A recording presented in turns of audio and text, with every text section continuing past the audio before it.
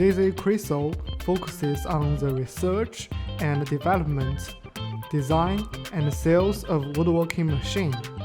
Since foundation, our products have served more than 80 countries.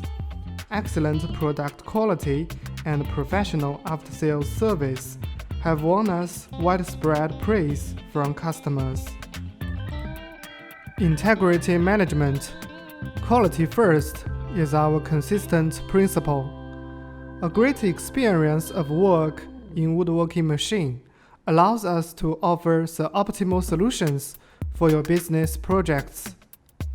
We pay attention to all aspects: equipment reliability, capacity, and a reasonable price, as well as traditions and national habits.